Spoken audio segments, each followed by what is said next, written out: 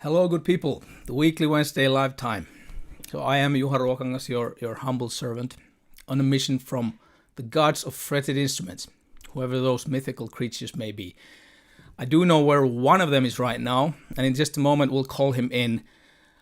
So bear with me a little moment. So again, we continue to dive deeper into the rabbit hole of factory versus Luthier.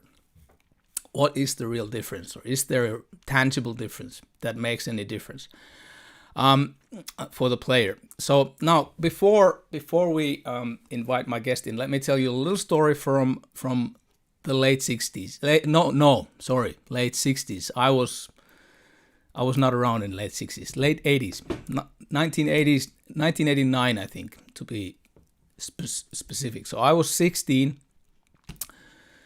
years old, 17 years old, somewhere there, and we had a band, a trio. I played the guitar, was the vocalist, because no one else volunteered to sing, and my guitar was an Aria Pro 2 CS250, a Japanese cute little thing, and a good guitar shouldn't have sold it away. But anyways, irrelevant. One day I visited a guitar shop in Helsinki. Kitarapaja it was called, and they had there a guitar that caught my attention. Now, the first thing I noticed was that the guitar was standing on a shelf without a guitar stand. So it had two strap buttons at the bottom of the body, and I had never seen that before. So that just kind of caught my eye and my curiosity. So I picked up the guitar, and it felt really different than any guitar I had ever held in my hands. It felt just melting in my hands, really. And, you know, one could argue I was just a kid, hadn't tried so much guitars, but, well, I was at that time already very much into guitars, and this particular instrument left a truly unforgettable impression to me. So I got a brochure of this firm, this company with me from the store, and in that brochure it said, "We are a small American company dedicated to creating the world's finest feeling, playing and sounding electric guitars. Period." Well, this was for me something I couldn't, quite grasp. There were guitars that did not come from big factories. Someone actually made them. And so this little seed of an idea started slowly maturing in my mind. Would it be possible for me to make a guitar as well? Yeah. So I'm happy and most privileged to welcome my guest of honor for today's broadcast. Ladies and gentlemen, the supreme commander of the Anderson Guitar Works empire, Tom Anderson.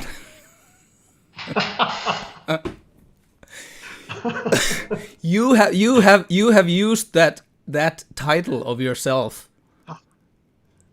Well, not really. No, but somewhere. Was given. Well, the guy who built our forum, one of our dealers, built our forum for us, and he decided that I should be called the Supreme Commander of the Anderson Empire. So that's the only place you'll ever see that name. Yeah, that's the place where I have seen that name. So I can attest to that. So welcome, Tom. It's an honor to have you with us today. Thanks. Now, so it's your fault that I started making guitars. I'm sorry. What do you? So no, I'm very grateful for that. For whatever mess you got me into, I'm very grateful for that. So so as you know, I kept it a bit of a secret that it's you joining the stream today, and I put out a few cues so people can guess. I think the last cue I put out in a newsletter was that I mentioned that your shop is located close to a city that is mentioned in a Frank Zappa tune from Overnite Sensation album. Wow. Would you have guessed that? No. Because there's a song called Camarillo Brillo. And Camarillo, Camarillo is pretty close to where you are, correct? Oh yeah. Yes, that's right. Oh, 10 minutes. Yeah. So 10 minutes away. That was my last. Well, little, just stuff like that. So, hey, Tom, how did you end up being a guitar maker? Well, started playing guitar when I was a little kid. Yeah. And when I was in high school, junior high school, I was in bands. And at some point, I started taking guitars apart. I also, as a teenager, built slot cars, which are these cars, they race around a track, and you build frames, you rewind motors, and did all that kind of thing. My dad kind of encouraged handiness, around the house, so I was pretty mechanical. And then back then, playing guitar, so this was the late 60s, right? I suppose. The choices were Fender Gibson. Yeah. Or Rickenbacker, if you ever even saw one. Yeah. They were pretty common. So I started taking guitars apart and changing, altering pickups and, just silly little modifications. And then in the middle 70s or so, I was making a living playing at that point. Yeah. I met Daveschechter. He was rewinding pickups in a shop in Hollywood. Yeah, Daveschechter. I'm repeating the name because I think the connection cut there. So Daveschechter from Schechter Guitar Company. No, he was not yet. Before. Yeah, and there was not a company yet. That didn't happen until maybe 76. Yeah. So in the early and middle 70s, he was doing repairs at a couple different stores in Los Angeles. Red Road's shop in Hollywood is where I met him. I had a Fender Nocaster that I had bought, for $400, I think, at that point in time. And the neck pickup didn't work. So he rewound the neck pickup for me, and we kind of became friends. And eventually, and I just saw him periodically. It wasn't like I was ready to be a guitar builder. But then in the later 70s, late 70s, the music scene in Los Angeles changed dramatically. Yeah. Prior to that, you could actually make a living playing guitar there. And then when disco happened in the 70s, the whole club scene changed. Yeah. So I was working in the store doing very simple repairs. And then I'd heard that they actually had started a company called Schechter Guitar Research. Yeah. And one of the salesmen that came in the store said, "Hey, let me show you this product." And it was the original tapped pickup assembly that Dave made. I don't know if those ever showed up in Finland or not.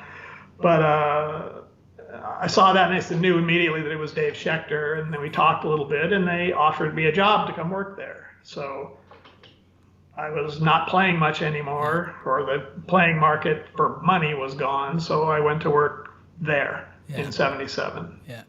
And because I think there might be some younger generation viewers of this video who know Schechter from what Schechter is today and might not know the history of, where does the name Schechter Guitars come from. So this is the guy, Schechter Guitars, Dave Schechter, and it was a very different thing from what Schechter later became. Yes, initially Schechter was going to be a parts company. It was hot rod parts. So like you buy hot rod parts for your car, the chrome pieces here and all this different stuff. That's what Schechter was going to be for Fender guitars. Yeah, these were available in Finland too, the Schechter, the guitar parts. So it was much more about making parts than complete guitars. Yeah. The complete guitars that Schechter made from 77 to 84 when they closed was very small numbers. not 5 a week. Yeah. Yeah, very small. Yeah. And then then the company went out of business. At some point, it got run by some people in Texas who didn't have any legal right to the name. Yeah. But they still made Schecter guitars with parts made anywhere you can possibly imagine, Korea, Yeah. Japan, anywhere. Yeah. And then eventually they closed, and then eventually ESP bought the name. Yeah. And that's who owns it today. Yeah, exactly.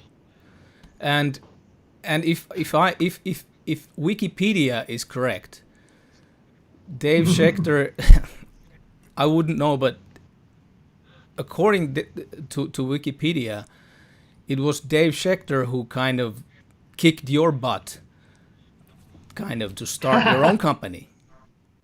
Yes. Yeah. Yeah. What happened was Schechter had other people involved in the business part of the company, and it was a very top-heavy company. There were 3 principals in the company that weren't involved in actually making guitars, and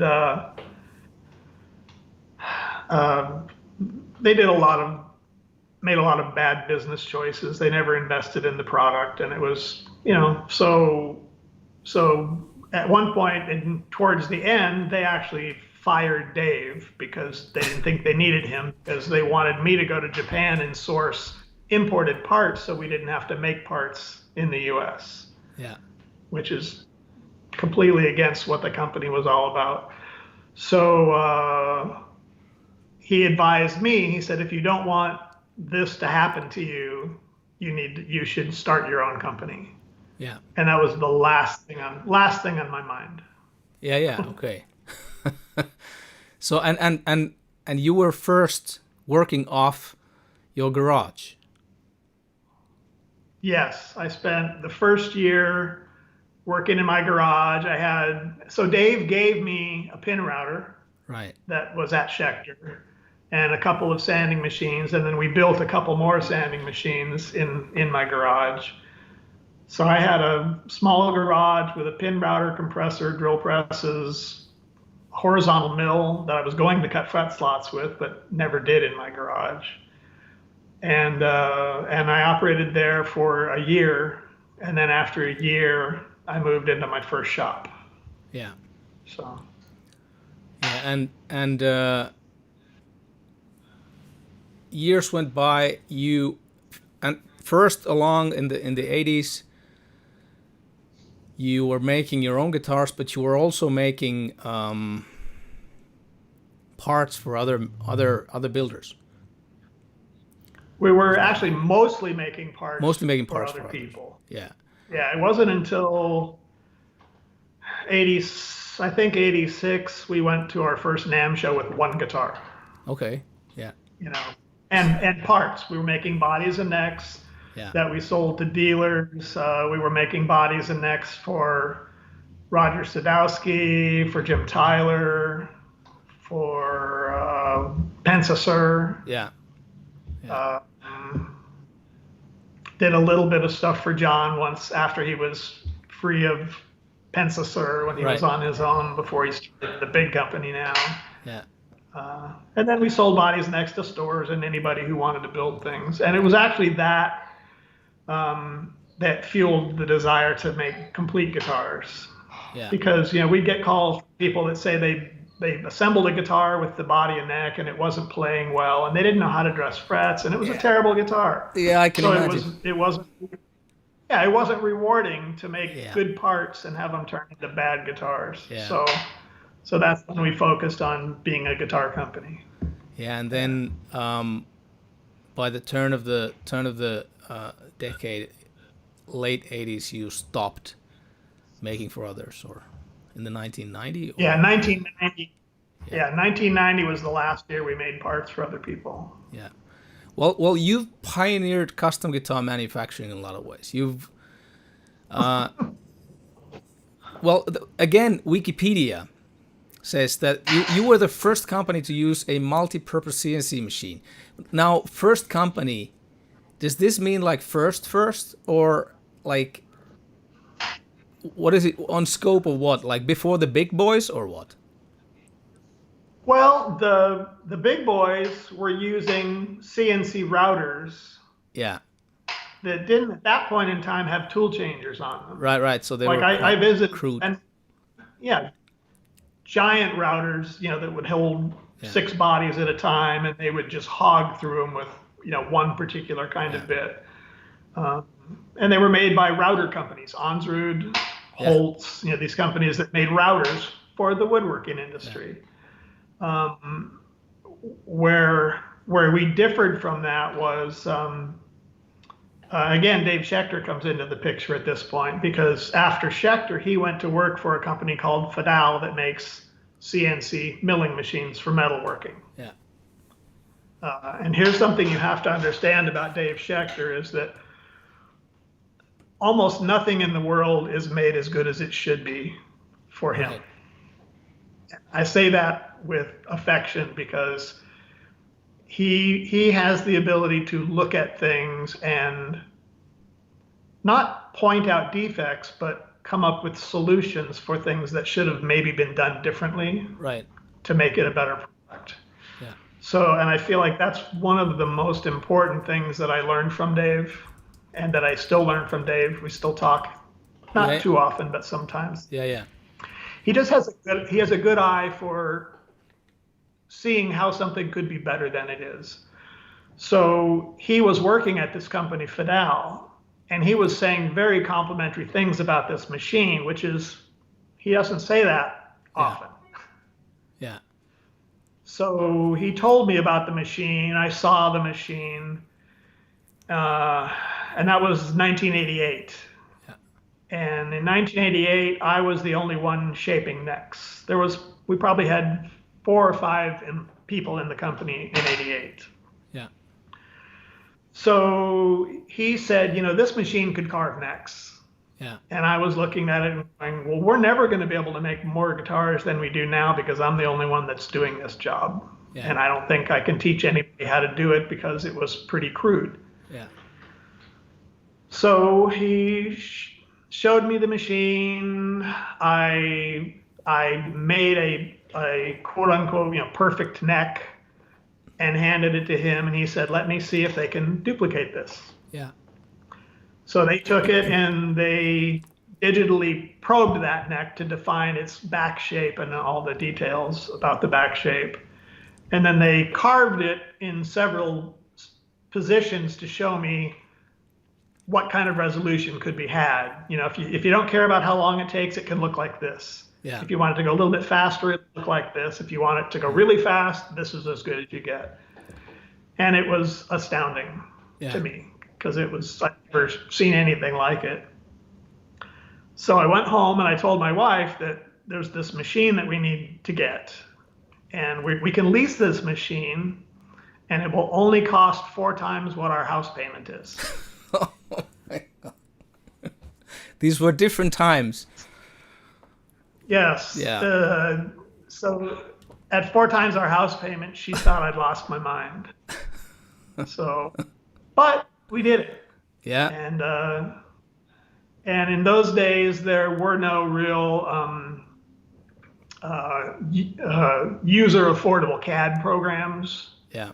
And certainly not CAM programs like there are nowadays as far as for programming and stuff. It was all graph paper and doing the trig to find out where the edge radius started. And it was, something that could be done in seconds or minutes nowadays with programming could take as long as a week, to do.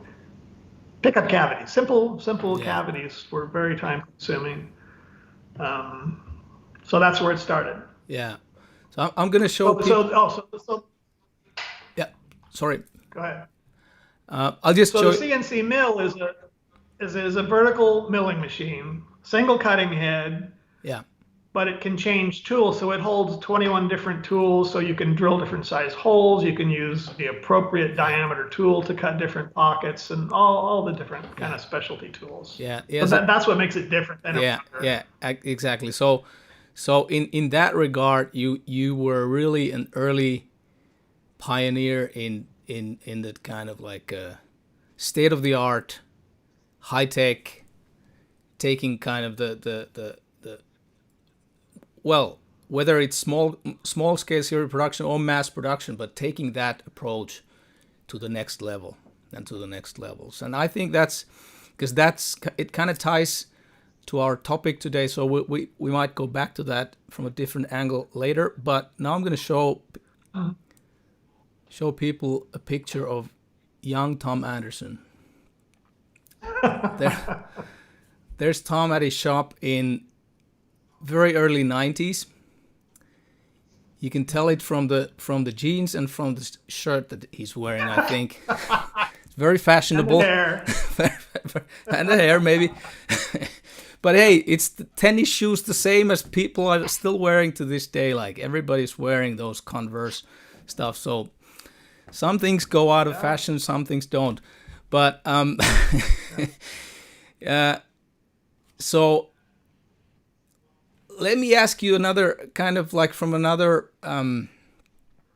So you went on for this high-tech stuff. You stopped making parts for others. You focused into making your own instruments, and well, your company has remained about the same size, like forever. Now, at least 20 years. Yeah, at least 20, and it's been around that. If it's still the same range as I recall, around 700-800 guitars a year. About something there. Well, yes, but right now we're closer to 900 guitars a year. Yeah. But with about the same people. Yeah. We moved into a new facility 7 years ago. Yeah. And it's much larger, and it has all the same machines. Yeah. It has better dust collection. It has a little better environmental control. There are more windows. It's just a nicer place to be, and it has room for more wood, room for more cases. It's a better environment than our old shop was, and because of it, we've gained some efficiencies of that, and we've learned. Yeah. Of every course. day you learn how. Ideally, you learn every day how to do something better than you did the day before. Yeah, but the bottom line is that you haven't still kind of taken the route of just like, growing, expanding, that kind of more, that seems to be something of a, so this a conscious decision, I guess. It must be. Yes. Yeah, I enjoy making guitars. I don't enjoy running a business and selling guitars. Yeah. Yeah, so this is what you would call a comfortable size for your company, I guess. Yeah. Yes. Yeah. Well, we met face to face first time in 2005 at the NAMM show. That was my first NAMM show. You said you went with one guitar to the NAMM show in, what was that, 1980 something? 86. 86 when I was 14 years old. So, okay, in 2005, that was my first NAMM show. Well, we come from Finland. It's a little bit different thing to come to Los Angeles than for you guys. You are already in California. It's kind of different. But so the threshold was pretty high. But so we met then, and I'm going to show people, just for curiosity's sake, show another picture. This is Tom and me at the 2005 NAMM show. I'm completely off focus here. Maybe it's because I was shaking so much, being nervous, meeting my hero, who was interrogating me about my guitar that I had made. Do you remember this one we met? I do. Yeah? I do. You asked me if I could identify the wood you were using. Yeah, and you recognized the wood right off the bat. Spanish cedar, Yeah. Yeah, because it's something that I'm often asking, and I still might ask it from Luthiers, because so many confuse it with mahogany. People don't recognize it from mahogany, or kind of can't tell it apart. But so you passed my test. but yeah, so it was fun. well, this was kind of an off track, but soon after we met, this was 2005, but soon after we met in 2006, I believe, something happened. Something happened. And I hope it didn't happen because you met me a little bit earlier. No. But a turning point of some sort for your company. You announced out of the blue, as it, appeared to me out of the blue, because I just got a newsletter, and that you would downsize the Tom Anderson Guitar Works to a one-man operation because the business was wearing you out.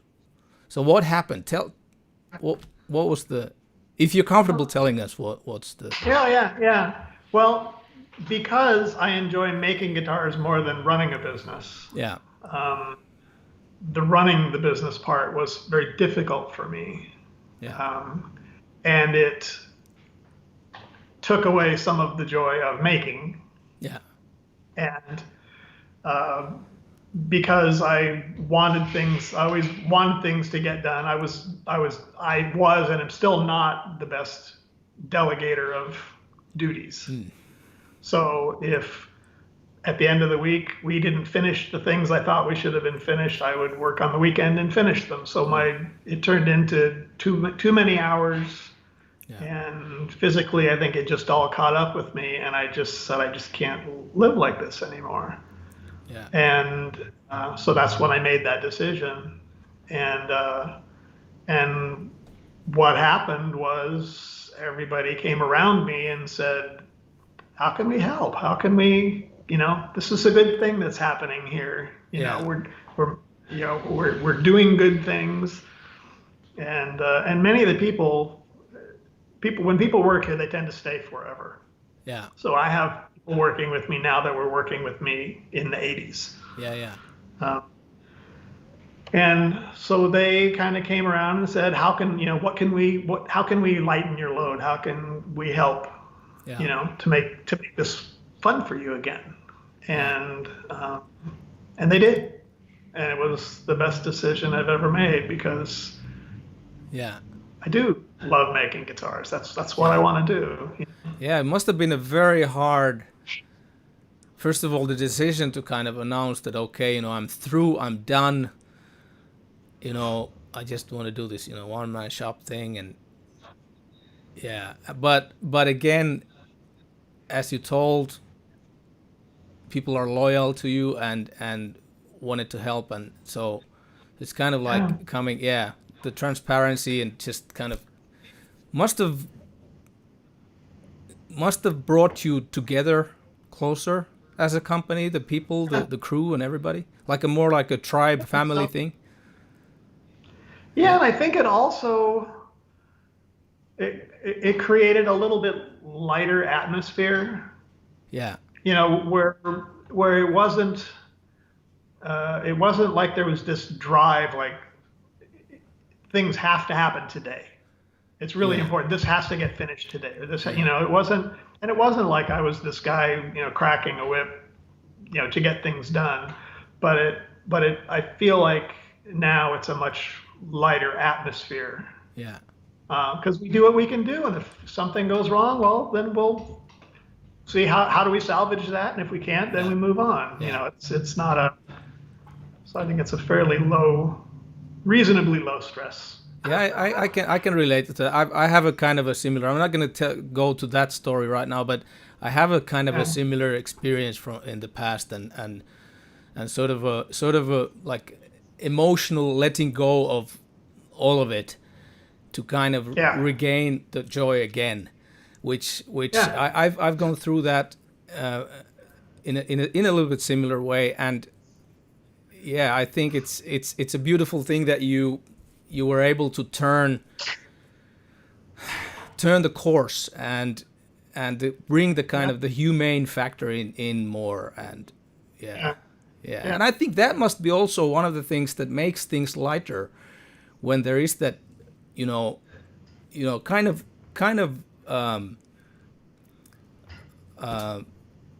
admitting, exposing yourself that I can't do this. I'm also a human being, and that kind of a thing. So that's a positive thing for the peers as well, for the guys you're working with, and so they actually can help, and yeah. I think it's a beautiful thing. Well, it was and it still is a hard business. The guitar making, it's not like an easy thing, but I guess basically anything of value usually tends to be that way. It's like it's hard. Yeah, I mean, you look now. It's so interesting to see now so many people, because of the accessibility of social media and stuff. So many people making guitars, and you just wonder, how is it possible?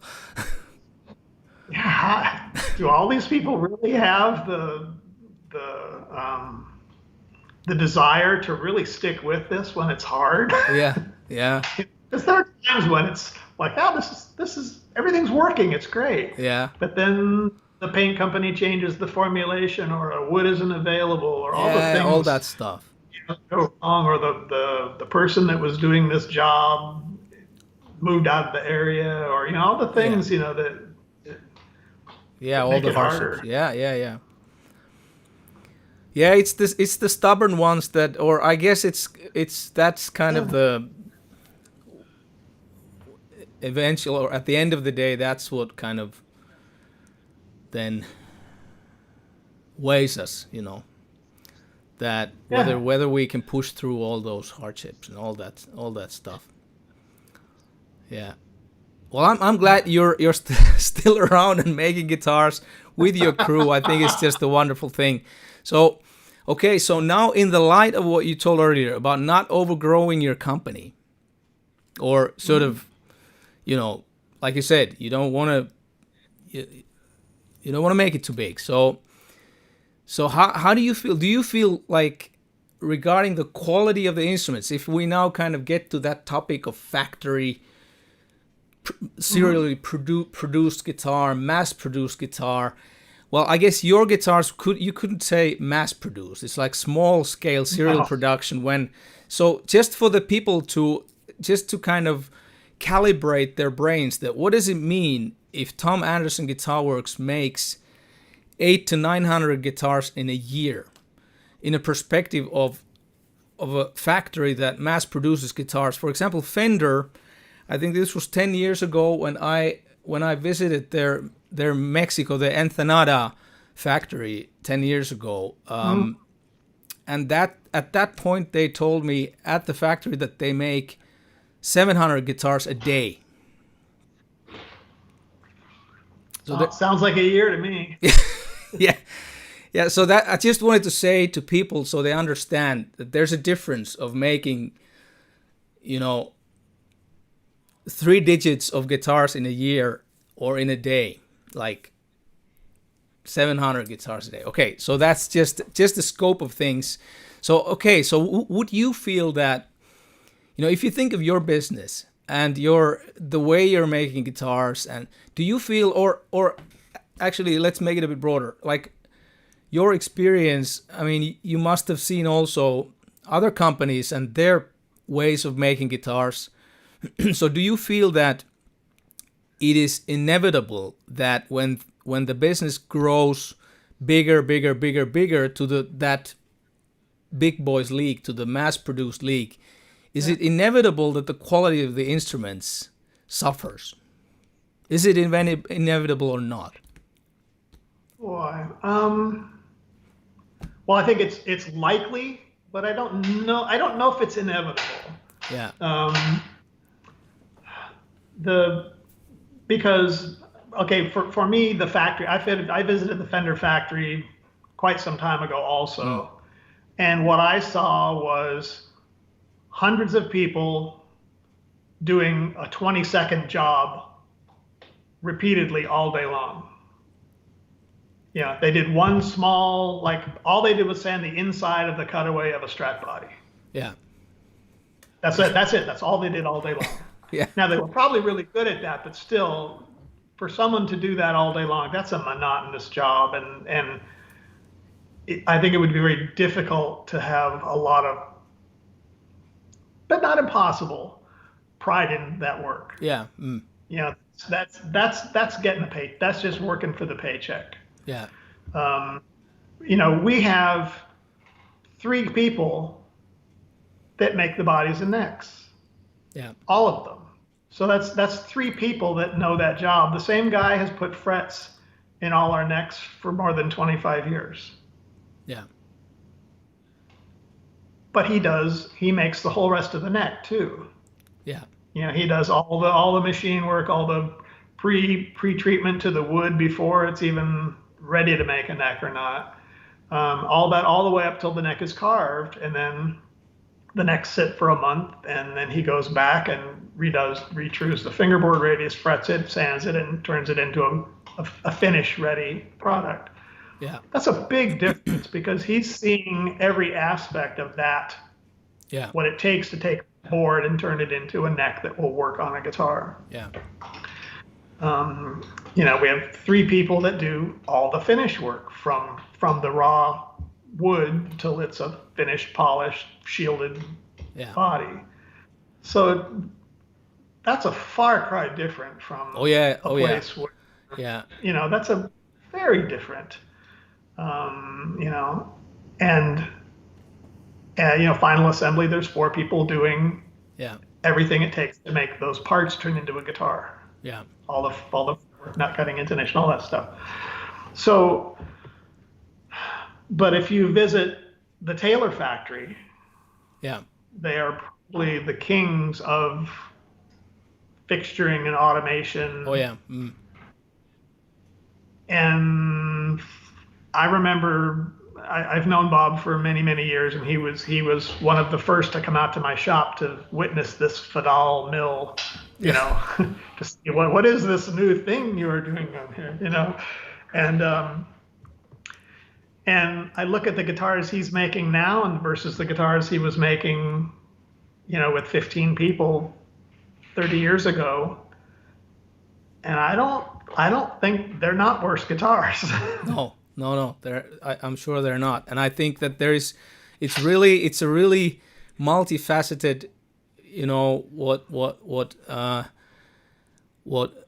kind of like Grit Laskin in one of the earlier interviews, Grit Laskin described like one of the major differences between mass-produced and Luthier-built instruments in a kind of a bell curve format, like a skilled, experienced luthier controls the whole process, kind of like what you were explaining about the process that it's only a few people that make all the bodies from the finish to the and then there's those few guys that make the finishes and so on. So there's like a bigger chunk of like a bigger responsibility and sort of like a pride in that work that goes into that it's, you know, we make the bodies, we make the necks, and so on. And whereas the smaller you split the process, the more the bell curve kind of starts easy or more challenging it becomes to keep that, you know, that the end result will be a bell curve of quality. There will be those excellent guitars, poor guitars, and everything in between. But then there are modern automated factories that kind of defy that claim and defy that idea. Like Taylor, it's a big company, and they're spilling out a lot of guitars from that factory, and so and still the quality is pretty even and very good quality. And so, and there was, from, like I was mentioning to someone, maybe it was to John Page earlier on, I talked to someone from Yamaha a long time ago at Frankfurt Music Messe, and from the Yamaha research development, and this guy said that the ultimate dream of a guitar factory would be when you eliminate the human being the factory, when it's robotized completely. So, okay, to me that's a dystopia. It's kind of like a nightmarish idea, but I can understand the idea of it.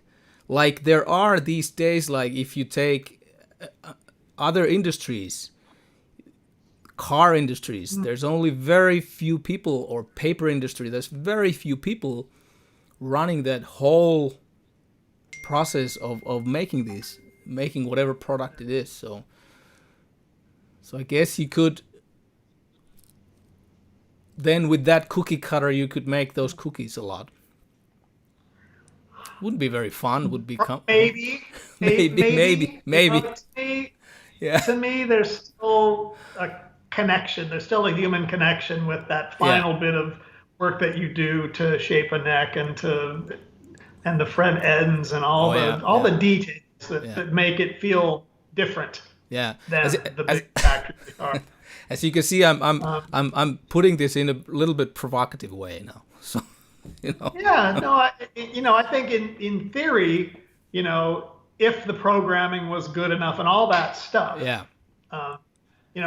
you might be able to make a pretty darn good robotic made thing. Whether the industry is worth enough to spend that amount of money or not is a big question. Yeah. The automation we see in guitar building at Taylor and at Music Man, that they're also have done amazing things, with automation. They make bodies at night with no humans there. Yeah. That's astounding. They're not finished. They still have to be sanded and they still have to be sprayed. It's to me a CNC machine. You want that machine to do, and I don't know if this will translate well or not, tedious dog work. Yeah. You want the CNC machine to do the things that are just a pain to do and that are not rewarding, so that you can do fun stuff with your hands. Yeah. So that the person who knows what it's supposed to feel like and look like is responsible for making sure that really happens. Yeah. So. Yeah, I can attest to that. So, Tom, this is going to be, I think it's a difficult question. I mean, to me, it's a difficult question, but would you have some advice to give to a guitar player who's out to find a good electric guitar, but cannot access, say, your guitars price level, the categories where this kind of boutique guitars, small scale series produced, whatever guitars they are, Sir guitars, others. But in a less of a budget, what would you give as an advice to a player? Well, I have not personally played very many other people's guitars in the last 20 years. So your advice is to save some money and buy one of your guitars? No, I'm kidding. I mean, if you want, fine. But no, my advice is, and what I tell people, even if they're looking at our guitars versus PRS versus Sir versus Collings, whatever it is, they've narrowed their search down to something. What they need to do is play them. Yeah. And after you've been playing the different models, when you realize that one has been in your lap longer than all the others, because it's the one that speaks to you, that's the one you should buy. Exactly. Yeah. Well, that's a. Sorry. Well, whether it's $1,000 or $4,000. Yeah. It's almost like I wish people would close their eyes when they try out guitars, because people are so heavily influenced by what they're seeing. Yeah. That they listen with their eyes. Yeah. And I think if people would just if the store would allow someone to just get comfortable and sit down and play guitar without the store owner telling you all the good things about that guitar and all the reasons you should buy it, if they would just play the guitar and then try another one and then go back to the other one. That whole testing where you play one, play the other one, and then go back to the first one again, because it may make a very different impression on you after playing the second guitar. Just play a bunch of guitars. Get as comfortable as you can with them. Play the things you want to play. Don't try to play something to impress the owner of the store or whatever, because they're not going to be impressed anyway. Yeah. Hey, people, and then buy the one that that you love. Yeah. Yeah. People, there was some really wonderful wisdom there. That we've talked about these things earlier on, but I think Tom put it in a very good package. That's Exactly. Like I keep saying to people, what is a good guitar? A good guitar is a guitar that inspires you to play, to make music, that gives you joy, gives you enjoyment. And that guitar, it's irrelevant of the brand, it's irrelevant of the price tag, whatever does it. That's the guitar. And then and then in addition to that, to all this, I would say that kind of, what feels to me sometimes overwhelming, how much guitars are made in the world. I'm not talking about, I kind of, all the cheapest guitars, all that stuff. There's so much of them, and people are buying, selling a lot. And oftentimes, when we are repairing guitars as well, because we still do that, we have a repair shop. So oftentimes people buy also rushed. They buy from, they buy online and don't have a chance to try guitars and all this stuff. And it is challenging these days. The world has changed so much. But I think this kind of the wisdom Tom was talking about, like you said, you wish people would close their eyes and just play the damn things and go back to the previous one, just kind of meditational process of learning, kind of understanding what's going on and understanding what you even like. So you would recognize that inspiration from all that noise around you, which is very difficult these days. And so I can totally agree to what you're saying, and I would like to add to that, to people that,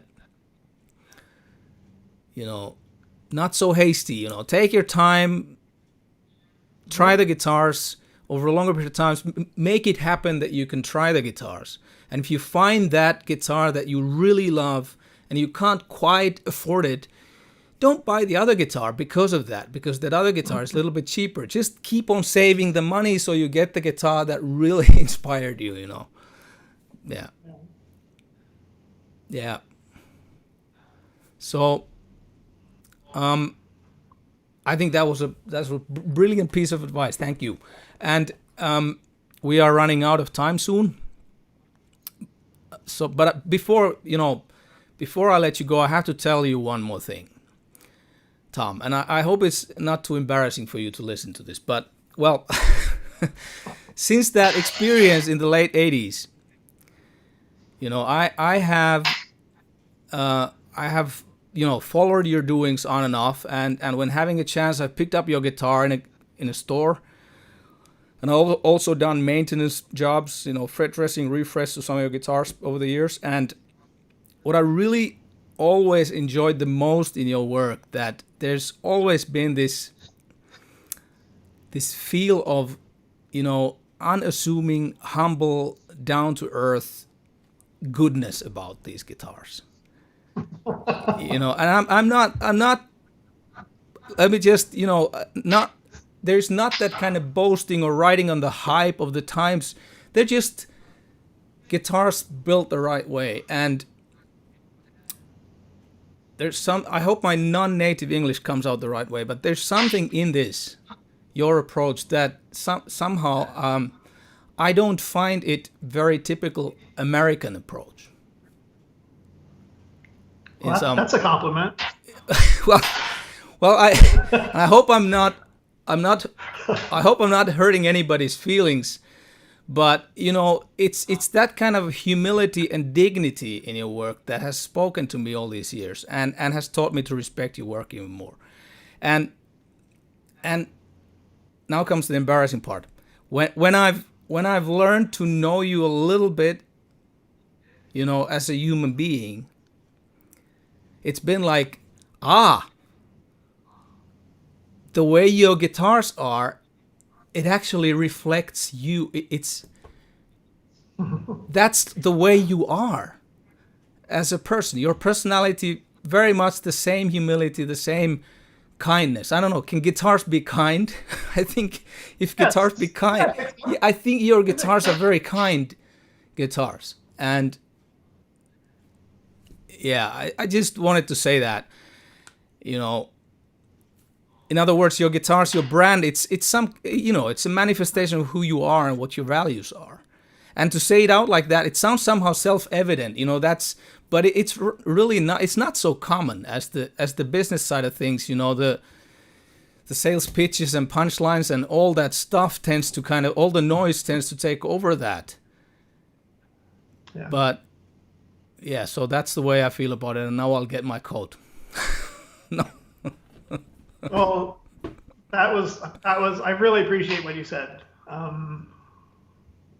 That's my goal in life. I mean, kindness is if we could all be just kind to one another, it would be a much different place than we're living in right now, especially in this country.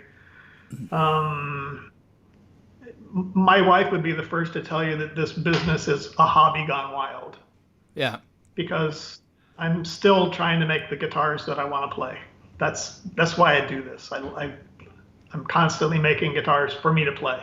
Yeah. You know, and then we make more. But you know, it's that's more important than how many guitars we sell. Yeah, and I think it shows. I think it shows in everything you do. And one thing I love also, having gotten the privilege to know you a little bit, is your kind of, which I also enjoy, just nitty gritty. Some, you know, for somebody to, you know, when you go to the Anderson Guitar Works website, there's this everywhere on the pages. There's this witty sense of humor here and there. Which is very you as well, which I love it, that it's personal. It's like it gives this feel of intimacy to what you're doing.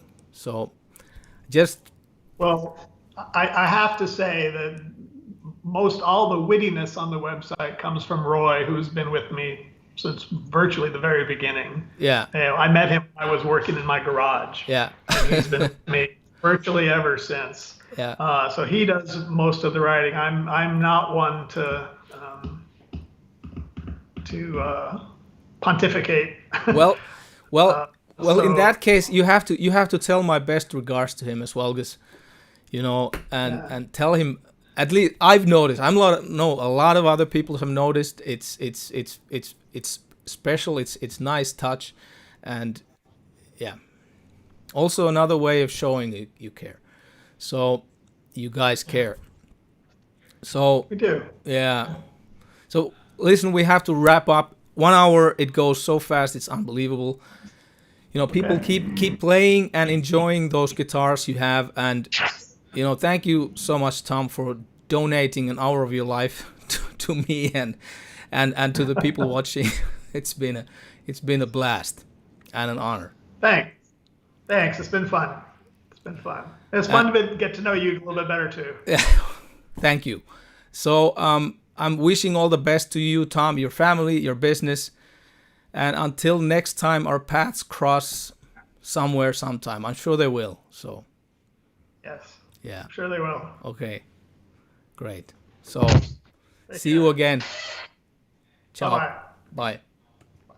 Bye. Bye-bye.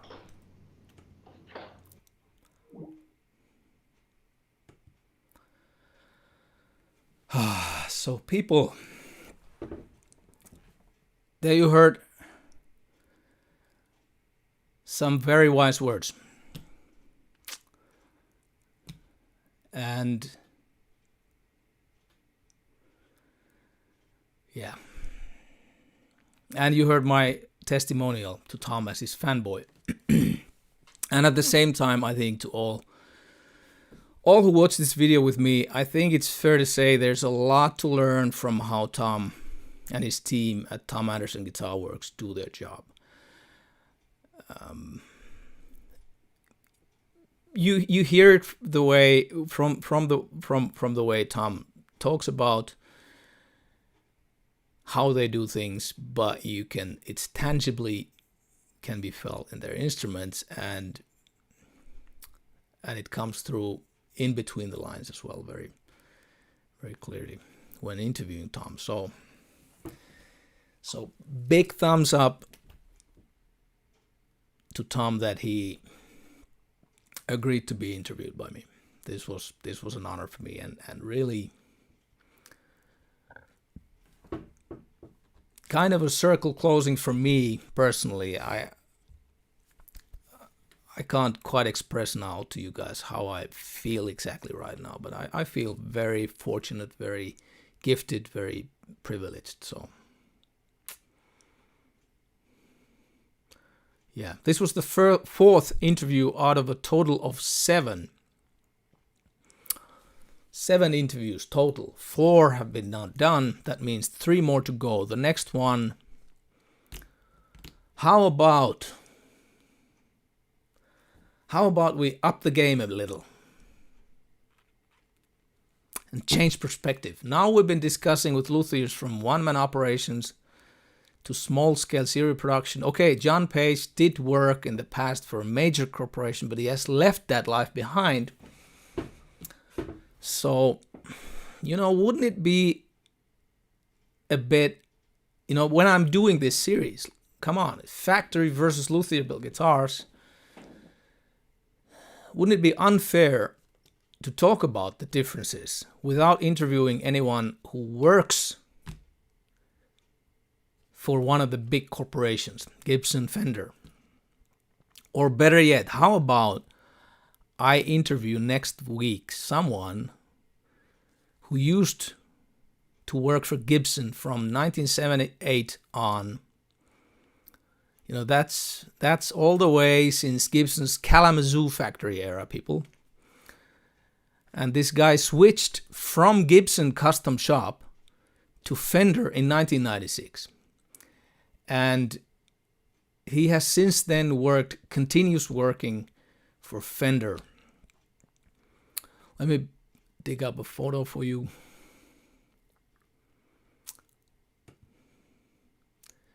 Here's my next guest.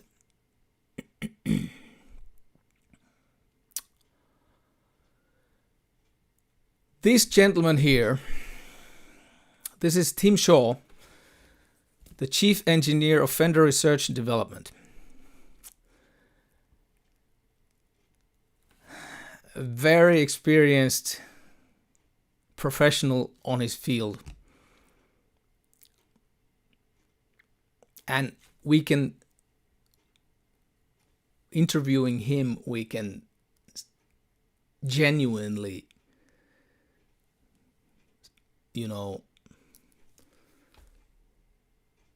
change perspective for real.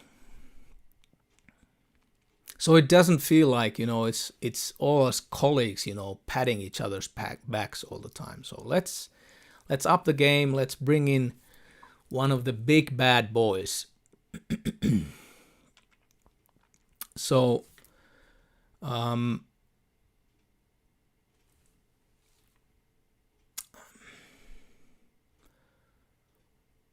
yeah, there is, Tim is another good friend of mine, and there's a story to why I know Tim, but it's kind of classified. Sorry.